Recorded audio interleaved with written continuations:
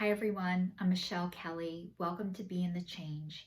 I'm going to get started by reciting my inspiration. Our deepest fear is not that we're inadequate. Our deepest fear is that we are powerful beyond measure. It is our light, not our darkness, which most frightens us. We ask ourselves, who am I to be brilliant, gorgeous, talented, and fabulous? Actually, who are you not to be? You are a child of God. Your playing small does not serve the world.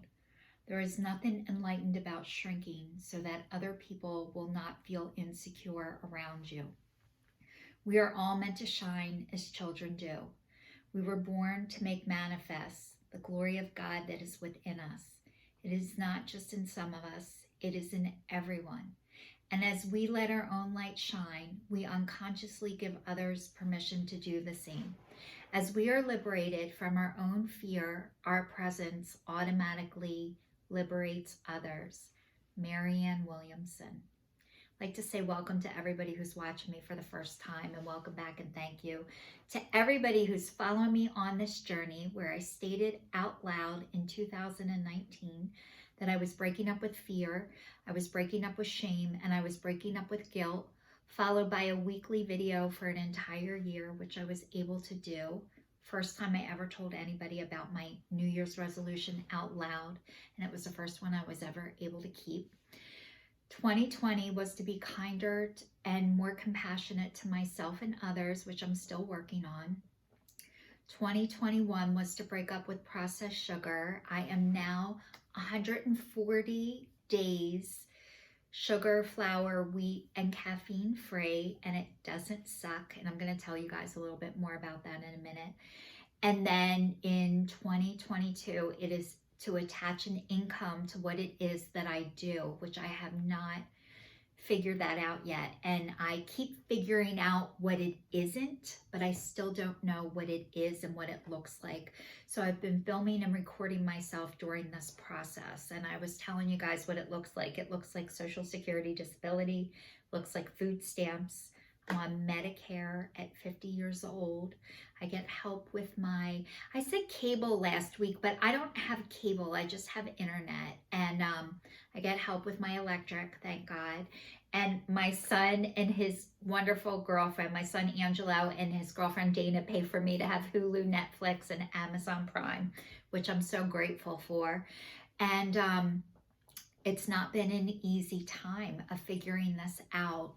However, I've been able to address a lot of things in the past 2.5 years. I've been sharing to you guys that I'm coming out of a 50-year food addiction, which it's been a little over 4 months, and I am now, I've lost too much weight, which has never happened to me before in my life. And I had a massive shame hit yesterday when I got on the scale. So I've been in this Food Addicts Anonymous, which you're not supposed to tell people you're in it, but I'm in it. And I can no longer stay anonymous in my life. I used to hide and not tell anybody that I was a recovering alcoholic.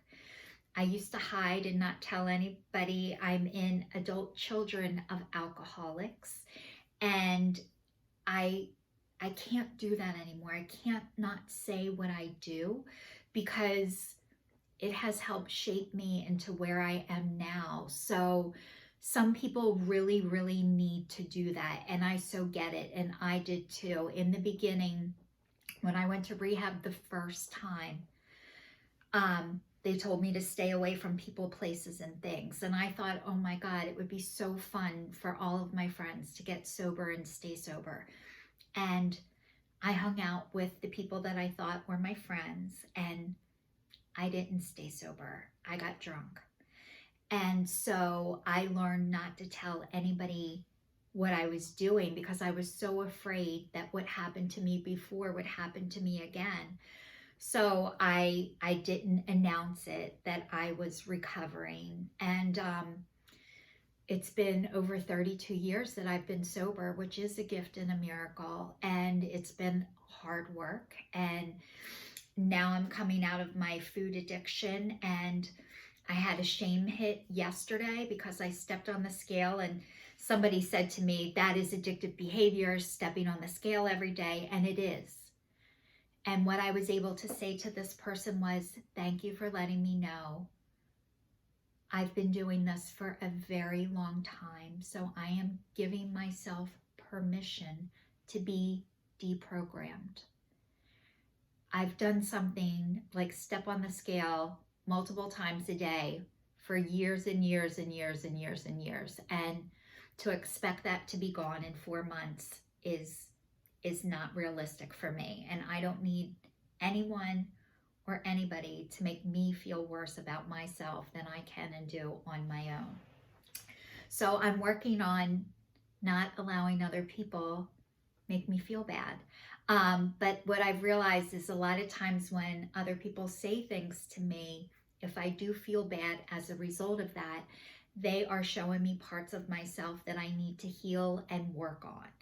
So I've been working on myself a lot, and I've been sharing with you guys. I'm like 74 days after COVID, and after I did not get vaccinated, and it just wasn't the right time for me, and I'm not an anti-vaxxer and I'm not against it. I am whatever makes you feel safe, you need to do. And not getting vaccinated for me for right now was the right choice. So anyway, I did end up with COVID about 74 days ago, and I was very sick for about 3 weeks, like really sick. Couldn't get out of bed sick. All I could do was watch Netflix and sleep, and I had to force myself to eat because I had no appetite. And then after that, it turned into long COVID, and I had headaches every day. And then I had a horrible flare up with my neck that has lasted, it's 5 weeks now. And today I am going for an MRI, and I'm so grateful that I get to go, and my insurance company approved the MRI in like 24 hours, which was awesome. But I had to wait like over 2.5 weeks before I could go get it. So I'm going to get that after this. So I'm really excited. So I'm hoping that a picture will show and validate why I'm having all of this pain. And you know, I don't feel guilty for taking care of myself when I don't feel good. But what I do feel guilty about is taking care of myself when I'm well. I feel like when I'm sick, it's like permission, or in pain, it's permission to take care of myself. But when I'm well, I feel like I should help everybody else first and not help myself. So I want to talk about one quick thing today: over giving. I was an over giver. And so I operated from a place where I overgave and then I'd have to take back. And I didn't realize when I overgave, and part of that was getting people to need me. So I felt like I had a purpose, and like I needed people to need me. That helped me feel better about myself. But then when people started to need me too much, I felt like suffocated. However, so, and you know, I don't know if you guys heard of the term being an Indian giver, giving stuff and then taking it back. And I think I had to Indian give like my whole life. I overgave, and then I got resentful if people didn't appreciate what I did or didn't value what I did for them. They should know, except for I never told them. And what I'm realizing is I need to not overgive, and I need to only do what I can do and not worry about what other people think of me, if they're going to like me if I say no, if they're going to not care for me if I speak my truth, which I've been working on getting honest and being honest. And I used to believe you were either honest or you're not. And I said in my video last week, I was honest. I was as honest as I could be at the time. And this has been such a process for me to be able to tell my truth, to share my truth, to share my story. So I'm working on gaining more weight, which I've never had to do in my life, by the way. So, but healthy, because I don't want to go back into my food addiction. This is a one day at a time thing. I eat so much food, I can't even tell you. And I cook all day long, which I never cooked food, by the way. I was like a grazer. I used to graze my food all day, and now I eat meals, and I eat 4 times a day, and I have to incorporate more food in so I don't lose any more weight. So I'm learning all of this stuff for the first time, and I'm learning not to shame myself, which shame means should have already mastered everything, which is expecting myself to know how to do things that no one ever taught me. And when I'm learning things for the first time, that I need to offer myself some grace, which is compassion and love for myself, which I now have. And because I have this for myself, I can extend it to others. I couldn't extend love, grace, compassion, or forgiveness to anyone until I had it for myself.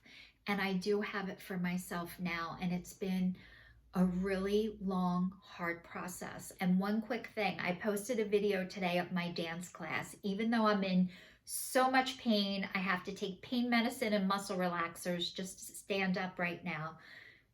I'm still doing the things that bring me joy. And I posted a video of our dance class today. So I get to have joy during the day, which is huge for me. And I want to say thank you to everybody who's watching, who's continuing to watch. And please stay safe, stay tuned, and I will see you all next week.